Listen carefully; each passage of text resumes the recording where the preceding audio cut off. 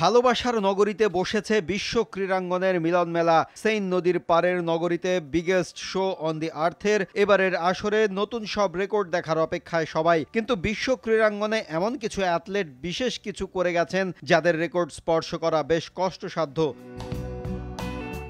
সে তালিকায় শীর্ষে যুক্তরাষ্ট্রের সাঁতারু মাইকেল ফিলিপস। 2004 থেকে 2016 পর্যন্ত অলিম্পিকে 23টি স্বর্ণ জিতেছেন তিনি। 3টি রৌপ্য ও 2টি তামা সহ 28টি পদক নামের পাশে। তৎকালীন সোভিয়েত ইউনিয়নের জিমন্যাস্ট লারিসা লাতনিনার নামের পাশে 18 পদক। 1956 থেকে 1964 সাল পর্যন্ত সামার অলিম্পিকে খেলে 9টি স্বর্ণপদক জিতেছিলেন। ফিনল্যান্ডের অ্যাথলেট পাভো নুরমি ট্র্যাকে ঝড় তুলেছেন 8টি বছর। নুরমি অলিম্পিকে 9টি স্বর্ণ, 3টি রৌপ্য সহ 12টি পদক নিয়ে তালিকায় 3 নম্বরে।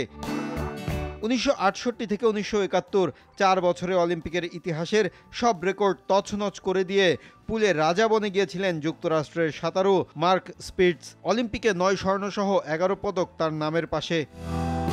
টানা 12 বছর সামার অলিম্পিকের ট্র্যাকের রাজা ছিলেন যুক্তরাষ্ট্রের অ্যাথলেট কার্ল লুইস। 1984 থেকে 1996 সাল পর্যন্ত অলিম্পিকে 9টি স্বর্ণ ও 1টি রৌপ্য নিয়ে এ তালিকায় 5 নম্বরে আছেন তিনি। এই তালিকায় 8 স্বর্ণ সহ 15 পদক নিয়ে 6 নম্বরে স্কাইটিংয়ের রানী খ্যাত নরওয়ের ম্যারিট বিয়োগেন। স্বদেশি বায়াথলন খেলোয়াড় ওলে বিয়ন্ডালেন উইন্টার অলিম্পিকে 8 স্বর্ণ পদক জিতে আছেন 7 নম্বরে।